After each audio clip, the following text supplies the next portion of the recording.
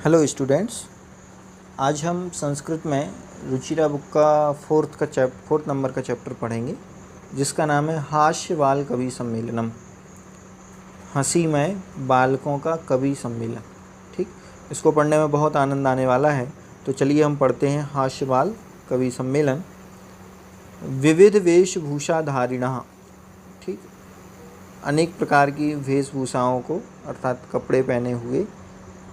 चत्वारः बालकवयः मंचस्य उपरि उपविष्टः सन्ति। 4 बालक कवि मंच के ऊपर उपविष्टः सन्ति अर्थात बैठे हुए हैं, दिख रहे हैं हमें यहाँ पर 4 बालक। अधः मतलब नीचे, ये देखिए सब नीचे बैठे हुए हैं। श्रोतारः हास्य कविता श्रवणाय उत्सुकः सन्ति, कि नीचे श्रोता अर्थात ऑडियंस हास्य कवियों की कविता सुनने के लिए उत्सुकः सन्ति, बहुत उत्सुक है, एक्साइटेड है। कोलाहलम च कुर्वन्ति, और शोर भी कर रही है। तो ये तो हमें पता है कि जब तक प्रोग्राम स्टार्ट नहीं होता है तब तक शोर ही करते हैं। ठीक, चलिए चलते हैं सीधे। संचालकः, एक संचालक महोदय जो सामने खड़े हुए हैं आपके। अलम कोलाहलेन, वो कहते हैं कि कोलाहल से बस कीजिए। पहला वाक्य तो यही होता है, शांत हो जाइए। अद्य परम हर्षस्य अवसरा, आज परम हर्ष का अवसर है। यत अस्मिन् कवि सम्मेलने, हमारे कवि सम्मेलन में। काव्य हंतारः, काव्य को नष्ट करने वाले। काल्यपकाश्चा, और समय बर्बाद करने वाले। भारतस्य हास्य कवि धुरंधरः, भारत के हास्य कवि धुरंधर समागता आए हुए हैं। एहि करतल ध्वनिना वयम एतेषां स्वागतम कुर्मः, इसलिए हम इनका करतल ध्वनि अर्थात तालियां बजा करके स्वागत करते हैं। फिर सबसे पहला जो कवि बुलाया गया उस कवि का नाम है गजाधरा। एक गजाधरा नाम का कवि आया। देखिए वो कविता सुनाते हुए क्या कहता है या क्या कविता सुनाता है। वो आकर के सबसे पहले माइक पर कहता है, सर्वेभ्यो आरसिकेभ्यो नमो नमः, कि सभी आरसिकों को मेरा नमस्कार हो। आरसिकों का मतलब जिनको कविताओं में रस नहीं है। प्रथमम तावत अहम आधुनिकम वैद्यम, वो कहता है कि सबसे पहले मैं आधुनिकम वैद्यम, आधुनिकम वैद्य मतलब प्रेजेंट का जो आज का जो डॉक्टर है उस डॉक्टर के ऊपर क्या करता है, उद्देश्य करके स्वकीयम काव्यम श्रावती, अपना काव्य सुनाता है। अब देखिए वो आज के डॉक्टर के बारे में क्या कविता सुनाता है कि वैद्यराज, हे डॉक्टर, नमस्तुभ्यम, तुम्हें नमस्कार हो। यमराज सहोदर, कि तुम तो यमराज के सहोदर हो। सहोदर का मतलब होता है सह मतलब साथ में, उदर मतलब पेट से जन्म लेने वाला अर्थात भाई या बहन। ठीक, तो यमराज सहोदरा, कि तुम तो यमराज के भाई हो। कितना अच्छा व्यंग्य किया उसने, यमराज सहोदर, क्योंकि यमराज का काम होता है लोगों को मार के ले जाता है, और डॉक्टर का काम भी आजकल यही हो गया है, मार मार के भेजते हैं सबको। ठीक, तो इसलिए गजाधर जो कवि है उसने वैद्यराज डॉक्टर को यमराज सहोदर, यमराज का भाई कहा है। यमस्तु हरति प्राणान, कि यम तो अकेले प्राणों को ही हरता है। वैद्यः प्राणान धनानि च, और तुम वैद्य जो डॉक्टर हो प्राणान, प्राण भी हर लेते हो, धनानि च, धन भी हर लेते हो। सर्वे उच्चैः हसन्ति, सभी लोग जोर से हंसने लगते हैं कि कितनी अच्छी कविता डॉक्टर पर सुनाई, कि डॉक्टर तो यमराज का सहोदर है और यमराज तो सिर्फ प्राणों को हरता है, और ये डॉक्टर तो प्राण और धन दोनों हर लेते हैं। इसके बाद अब जो अगला कवि आया है वो है कालांतकः। अब देखिए कालांतकः क्या कविता सुनाते हैं। अरे वैद्यास्तु सर्वत्र, कि डॉक्टर तो सभी जगह हैं, परंतु नाते मादृशा, मेरे जैसा कोई नहीं है। कुशलः जनसंख्या निवारणे, जो कुशलता से जनसंख्या का निवारण करते। ममापि काव्यम इदम, मेरा काव्य यह है। शृण्वन्तु भवन्तः, आप सभी सुनिए। अब देखिए वो जनसंख्या निवारण पर क्या काव्य सुनाता है। चिताम प्रज्वलिताम दृष्ट्वा, जलती हुई चिता को देख करके, जलती हुई चिता को देख करके।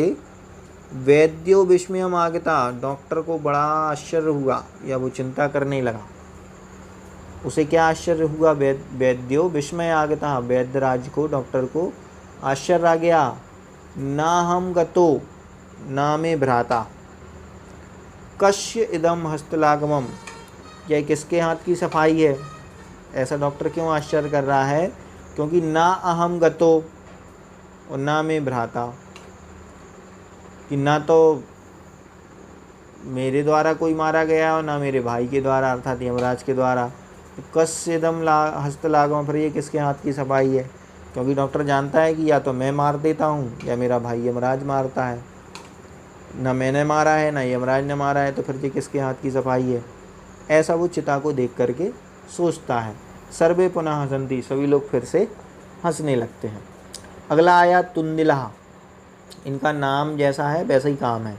तुंदस्य उपरी, तुंदस्य मतलब कहलाता है अपने मोटे पेट पर, उपरी मतलब ऊपर, हस्तम आवर्तयन, हाथ को फेरता हुआ। ठीक, एक मोटे पेट वाला मतलब जिसकी थोंद निकली रहती है वो आया, और उसका नाम भी तुंदिला है। वो कहता है तुंदिलो अहम भो, अरे मैं तो तुंदिल हूँ, मोटे पेट वाला हूँ। ममापि इदम काव्यम श्रूयताम, मेरा भी यह काव्य सुनो। जीवने धारिताम च, और जीवन में धारण करो। वो कहता है परान्नम प्राप्त दुर्बुद्धे, परान्नम दूसरों के अन्न को प्राप्त करके, दुर्बुद्धे हे दुर्बुद्धि वाले, माँ शरीरे दयाम कुरु, माँ शरीरे दयाम कुरु, मेरी तरह शरीर पर दया करो। परान्नम दुर्लभम लोके शरीराणी पुनः पुनः, क्योंकि परान्नम दुर्लभम, दूसरों के द्वारा जो हमने उनका अन्न पाया है खाने के लिए वो बोले दुर्लभ है। लोके शरीराणु पुनः पुनः, लेकिन ये शरीर तो लोक में बार बार कई बार मिल जाता है। ठीक, तो वो कहला है परान्यम प्राप्त दुर्बद्धे, के दूसरों का अन्न प्राप्त करो, दूसरों का भोजन प्राप्त करो। माँ शरीरे दयाम गुरु, के शरीर पर दया करने की ज़रूरत नहीं है, क्योंकि दूसरों के द्वारा प्राप्त किया हुआ अन्न बहुत दुर्लभ है, और शरीर तो हमें कई बार इस दुनिया में मिलता रहता है। फिर से लोग अट्टहासम कुर्वन्ति, जोर से हंसने लगते हैं। अगला कवि आया चारवाक, वो कहता है आम आम, ठीक है ठीक है। शरीरस्य पोषणम सर्वथा उचितम में, कि शरीर का पोषण करना ठीक है। यदि धनम नास्ति, यदि धन नहीं है, तदा ऋणम कृत्वापि पौष्टिक पदार्थ ये भोक्तव्या, तो वो कह रहा है ऋणम कृत्वापि, उधार लेकर के पौष्टिक पदार्थों को भोक्तव्या, भोगो। तथा कथयति, इसलिए वह कहता है चारवाक कवि, ये एक चारवाक कवि है, क्या कहता है? यावत जीवेत सुखम जीवेत, कि जब तक जियो सुख से जियो। ऋणम कृत्वा घृतम पिबेत, उधार लेकर घी पियो। यावत जीवेत सुखम जीवेत, कि जब तक जियो सुख से जियो। ऋणम कृत्वा, उधार करके, घृतम पिबेत, घी पियो। इस पर भी लोग हंसने लगते हैं। लेकिन एक श्रोता पूछता है तरही ऋणस्य प्रत्यर्पणम कथम, तो फिर हम उसका ऋण कैसे चुकाएंगे? उसने कहा है ना कि उधार लेकर के घी पियो, तो कहा कि अब उसका उधार कैसे चुकाएंगे? तो वो चारवाक फिर से कहता है श्रूयताम मम अवशिष्टम काव्यम, कि मेरा बचा हुआ काव्य भी सुनो। घृतम पीत्वा श्रमम कृत्वा, के घी पी करके श्रम करेंगे, श्रम करेंगे मतलब मेहनत करेंगे। ऋणम प्रत्यर्पयेत जना, और उनका उधार चुका देंगे। तो देखिए कितनी अच्छी पॉलिसी है कि यावत जीवेत सुखम जीवेत, जब तक जियो सुख से जियो। ऋणम कृत्वा घृतम पिबेत, उधार लेकर घी पियो। और घृतम पीत्वा श्रमम कृत्वा, घी पी करके मेहनत करके, ऋणम प्रत्यर्पयेत जना, उन लोगों को हम क्या करेंगे? अपना उधार चुका देंगे। इस प्रकार से काव्य पाठ श्रवणेन उत्प्रेरिता, काव्य पाठ के श्रवण अर्थात सुनने से उत्प्रेरित एक बालकोपी आसु कविताम रचयति, एक बालक ने भी कविता रच दी, और उस पर भी सभी लोग ज़ोर ज़ोर से हंसने लगे। ठीक, इस प्रकार से हमारा ये चैप्टर यहाँ पर पूरा होता है। लास्ट में उस बालक ने क्या कविता रची है उसकी कविता भी हम यहाँ सुनते हैं। श्रूयताम श्रूयताम भो ममापि काव्यम, सुनो सुनो अरे मेरा काव्य भी सुनो। गजाधरम कवि चैव तुंदिलम भोजलोलिपम, गजाधरम कवि चा एव तुंदिलम, जो मोटे पेट वाला है वो भोजलोलिपम, खाने का लोलपी है। कालांतकम तथा वैद्यम, और जो कालांतक है, तथा वैद्यम चारवाकम च नमाम्याम, और जो वैद्य चारवाक इत्यादि है उन सभी को मेरा नमस्कार हो। इस प्रकार से काव्यम श्रवित्वा, काव्य को सुन करके हा इति करके, अन्य चापी हसंती, अन्य कई लोग हंसते हैं। सर्वे गृहम गच्छन्ति, और सभी घर चले जाते हैं। इस प्रकार से ये हमारा काव्य सम्मेलन पूर्ण होता है। शब्दार्थ आप यहाँ पर कर ही लेंगे। ठीक, चलिए सीधे चलते हैं हम एक्सरसाइज पर। यहाँ पर फर्स्ट नंबर में कुछ शब्द हमें दिए हुए हैं। ये सारे के सारे शब्द अव्यय शब्द हैं। अव्यय शब्द का मतलब होता है जो जैसे हैं वैसे ही रहते हैं। कभी बदलते नहीं हैं। उनका स्त्रीलिंग पुल्लिंग नपुंसकलिंग नहीं होता, एक वचन द्विवचन बहुवचन नहीं होता है। ठीक, कभी कोई कारक विभक्ति नहीं होती है। तो जैसे हैं वैसे। इनका क्या अर्थ है एक बार आप हिंदी में जल्दी से लिख लीजिए। ऊपरी मतलब होता है ऊपर, अधः मतलब होता है नीचे, उच्चय मतलब होता है ऊंचे या ऊपर भी हम इसको कह सकते हैं, नीचे मतलब नीचे, अधः मतलब भी नीचे और नीचे मतलब भी नीचे, ऊपरी मतलब भी ऊपर और उच्चय मतलब भी ऊपर, बही मतलब बाहर, अलम मतलब बस या रहने दो, कदापि मतलब कदापि ही होता है, अंतः मतलब अंदर, पुनः मतलब फिर से, कुत्र मतलब कहाँ, कदा मतलब कब और एकदा मतलब एक बार। इस प्रकार से इनके हमें हिंदी अर्थ लिख लेना है। ठीक, चलिए आगे देखते हैं एक्सरसाइज। सेकंड नंबर में हमें फिल इन द ब्लैंक्स दिए हुए हैं, इनको हमें इसमें फिल करना है। देखते हैं, वृक्षस खगा वसंती। अब वृक्ष में खगा मतलब पक्षी रहते हैं, तो कहाँ रहते होंगे कि ऊपरी, ऊपर रहते हैं। इसको हम यहाँ फिल कर देंगे, वृक्षस ऊपरी खगा वसंती, वृक्ष के ऊपर पक्षी रहते हैं। फिर है विवादेन, अलम विवादेन, विवाद से बस करो। वर्षा काले गृहात् बहिमागच्छ, वर्षा काल में घर से बाहर नहीं जाना चाहिए। बही मतलब होता है बाहर और माँ मतलब नहीं जाना चाहिए। मंचस, अब देखिए मंच के श्रोतारा उपविष्टन्ति, श्रोतारा ऑडियंस कहाँ बैठी हुई थी मंच में, कि वो तो नीचे बैठी हुई थी, तो अधा क्या आ जाएगा, अधा, मंचस अधा श्रोतारा उपविष्टा सन्ति। और छात्रा विद्यालयस अंतः, अंतः मतलब होता है अंदर, प्रविशन्ति प्रवेश करते हैं। इस प्रकार से ये फिल इन द ब्लैंक्स हुए। नेक्स्ट देखते हैं, अशुद्ध पदों को हमें चुनना है। इन चार में से एक पद अशुद्ध है अर्थात गलत है। देखिए, गमंती, यच्छन्ति, प्रक्षन्ति, धावन्ति, ये सारे के सारे बहुवचन के फॉर्म में लिखे हैं, लेकिन यहाँ पर जो गमंती पद है इसको हम अलग कर देंगे, क्योंकि गमंती बहुवचन में रूप नहीं बनता है। गम धातु जाने के लिए होती है और इसके जो रूप धातु रूप चलते हैं वो गच्छति, गच्छता, गच्छन्ति चलते हैं। गमति, गमता, गमन्ति नहीं चलते हैं, इसलिए हम इस अशुद्ध पद को इसमें से अलग कर देंगे और यहाँ लिख देंगे। फिर रामेण ग्रहेण सर्पेण गजेण, इसमें से हम ग्रहेण को अलग कर देंगे, क्योंकि ग्रह जो है वो नपुंसक लिंग का रूप है, बाकी सब पुल्लिंग वाले रूप हैं, इसलिए यहाँ ग्रहेण। लतया, मातया, रमया और निशाया, इसमें लता, रमा और निशा ये तो स्त्रीलिंग के शब्द हैं, लेकिन माता जो है वो स्त्रीलिंग का तो है, लेकिन ये रीकारांत स्त्रीलिंग है, मातृ। ठीक, मातृ रीकारांत स्त्रीलिंग होने से अलग हो जाएगा। लते, रमे, माते, प्रिय, यहाँ भी देखिए लता, रमा और प्रिया इनको संबोधन किया है, लेकिन माते ये माता को ही किया है, रीकारांत होने से अलग हो जाएगा। ऋकारांत का मतलब होता है री है जिसके अंत में, तो मातृ, मातृ में री है। लिखति, गर्जति, फलति और शेवति, यहाँ लिखति, गर्जति, फलति ये जो क्रियाएं दी हैं ये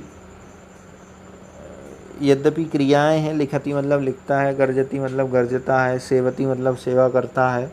ठीक, फलति, फलति जो क्रिया है ये क्रिया अलग हो जाएगी, क्योंकि फलति कोई क्रिया नहीं है। ये फल मतलब फल होता है, इसके शब्द रूप चलते हैं, फलम फले फलानी, फलम फले फलानी, ना कि इसकी क्रिया रूप चलते हैं, फलति, फलता, फलंती। ठीक, इस प्रकार से हम ये ऑड वर्ड जो है इनको हम अलग कर देंगे। अगला देखेंगे, हमें कुछ मैचिंग दी हुई हैं, इनको हम इसी में से चुनेंगे। देखिए, प्राप्त मतलब होता है लब्ध्वा, लब्ध्वा भर देंगे। कुशला मतलब होता है दक्षा। हर्षश्च मतलब होता है प्रसन्नता, यहाँ प्रसन्नता भर देंगे। देहश्च मतलब होता है शरीरम, तो यहाँ आ जाएगा। और वैद्य कहलाता है डॉक्टर, तो ये चिकित्सकम वैद्य की जगह आ जाएगा। इस प्रकार से ये इनके क्या हुए, समानार्थक शब्द हुए या पद हुए। ठीक, चलिए नेक्स्ट समानार्थक शब्द पद के बाद अगला आता है 5th नंबर का क्वेश्चन। इसमें हमें क्वेश्चन आंसर लिखना है, वन वर्ड क्वेश्चन आंसर, सरल ही है। चलिए देखते हैं क्या है। सबसे पहले पूछा है, मंचे कति बाल कवया उपविष्टा सन्ति, मंच पर कति अर्थात कितने बाल कवि बैठे थे, तो कितने की जगह हम लिख देंगे चत्वारा। हमें पता है ना 4 बैठे हुए थे, तो चत्वारा बाल कवया उपविष्टा सन्ति। के कोलाहलम कुर्वन्ति, शोर कौन कर रहे थे, तो नीचे जो ऑडियंस बैठी थी हुई थी जिसे हम कहते हैं श्रोतारः। क्या कहते हैं इसको हम? श्रोतारः, बड़ा ता, बहुत सारे श्रोता थे इसलिए बहुवचन में लिखेंगे श्रोतारः। ठीक। गजाधरः कम उद्देश्य काव्यम प्रस्तुति। सबसे पहला कवि जो गजाधर आया था उसने किसको उद्देश्य करके अपना काव्य कहा था? तो उसने आधुनिकम वेद्यम, किसको उद्देश्य बनाया था? आधुनिकम वेद्यम। तो हम लिखेंगे आधुनिकम वेद्यम, अर्थात आज का जो डॉक्टर है उस डॉक्टर को इन्होंने उद्देश्य कर करके अपनी कविता कही हुई थी। फिर कह रहा है कि तुंदिलः कस्य उपरि हस्तम आवर्तयति। किस पर तुंदिल ने अपना हाथ फेरा था? तो सीधा सा है तुंदस्य उपरि, उसने अपनी तोंद पर ही फेरा था। तुंदस्य उपरि। लोके पुनः पुनः कानी भवंती। तो कानी की जगह हम लिख देंगे शरीराणी। कहा था ना उसने चार्वाक वाले ने कि लोक में पुनः पुनः क्या है? शरीर आते रहते हैं, मिलते रहते हैं। किम कृत्वा कृतम पिबेत। तो कह रहे हैं ऋणम कृत्वा कृतम पिबेत। ऋणम। ठीक। ऋणम कैसे लिखेंगे फिर से एक बार लिख के देख लो। ऋणम कृत्वा कृतम पिबेत। ये बनाया री, ऋणा और माँ। ऋणम मतलब होता है उधार लेकर के घी पियो। ठीक। चलिए नेक्स्ट देखते हैं 6 नंबर पर। यहाँ पर एक ये स्टोरी दी हुई है, इसे हमें पूरा करना है। खैर आप चित्र देख करके तो समझ ही गए होंगे कि कहानी क्या है। ठीक। एक बंदर है जिसे राजा ने रख रखा है, लेकिन वह उसकी सुरक्षा न कर करके उसका नुकसान करता है। मक्खी को भगाने के लिए नाक पर से वो तलवार चला देता है और उसकी नाक कट जाती है। ठीक। चलिए देखते हैं कि क्या है। ठीक। तो सबसे पहले हम स्टार्ट करते हैं। नासिकायाम में कहलाता है नासिका में ही, बारम अर्थात अनेक बार, खड़गेन मतलब तलवार से, दूरम मतलब दूर, मित्रता मतलब मित्र, मक्षिका मतलब मक्खी, व्यजनेन मतलब पंखा, उपाविशत बैठा है, छिन्ना काट देता है, सुप्ता सोना, और प्रिया मतलब प्रिय। अब देखिए कहानी करते हैं। पुरः एकस्य नृपस्। पुराने समय में एकस्य नृपस्, एक राजा के, एक प्रिय वानरः। तो इसकी जगह हम क्या भर देंगे? प्रिय वानरः आसीत्। एक प्रिय वानर था।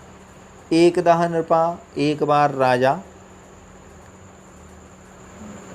अब एक बार राजा क्या था? सुप्तः आसीत्, सो रहा था। वानरः बंदर, व्यजनेन तम अजीवयत्, पंखे से उनको पंखा ढो रहा था। तदैव एका मक्षिका, क्या भरेंगे? तदैव एका मक्षिका नृपस्य नासिकायाम उपाविशत। कहाँ बैठ गई? उपाविशत, यहाँ भर देंगे। ठीक। यद्यपि बानर बारम, इसकी जगह क्या भरेंगे? बारम व्यजनेन ताम निवार्यति, पंखे से उसको हटाता है। तथापि सा पुनः पुनः नृपस्, लेकिन वह बार बार आकर के नृप के नासिकायामेव, यहाँ क्या भरेंगे? नासिकायामेव, नाक पर ही उपविशति, इसमें बैठ जाती है। अन्ते सा मक्षिका हंतुम, अंत में वह मक्षिकाम हंतुम, मक्खी को मारने के लिए, खड़गेन मतलब इस तलवार का, प्रहारम अकरोत प्रहार करती है। बंदर प्रहार करता है। मक्षिका तो उड्डी है कि मक्खी तो उड़ जाती है। मक्षिका तो उड्डी है, मक्खी उड़ जाती है। लेकिन क्या होता है? मक्षिका तो उड्डी है दूरम गता, यहाँ क्या भर देंगे? दूरम गता, के दूर हो करके उड़ जाती है। किंतु खड्ग प्रहारेण नृपस्य नासिका छिन्ना अभवत्, क्या होती है? नासिका छिन्न हो जाती है, टूट जाती है, कट जाती है। अतः एव उच्यते, इसलिए कहा गया है, मूर्ख जन ऐसा है कि मूर्ख लोगों के साथ मित्रता नोचिता, जी जो लास्ट बच गया ना मित्रता, वो यहाँ भर देंगे। न उचिता, मित्रता करना उचित नहीं है। इस प्रकार से ये हमारी कहानी पूर्ण हुई। और लास्ट क्वेश्चन है कि विलोम पदानि योज्यत, विलोम पद लिखना है। तो हमने आपको स्टार्टिंग में इनके अर्थ बताए हुए थे। अधः मतलब नीचे, तो अधः मतलब नीचे है, इसलिए नीचे का उल्टा क्या होता है? ऊपर, तो ऊपर ही से मेल कर देंगे। अंतः मतलब अंदर, तो बही मतलब बाहर। दुर्बुद्धे बुरी बुद्धि वाला तो सुबुद्धि अच्छी बुद्धि वाला, ऊंचे मतलब ऊपर, तो नीचे मतलब नीचे, और दुर्लभम का हो जाएगा सुलभम। इस प्रकार से ये हमारा विलोम मैचिंग भी यहाँ पर पूरी हुई है।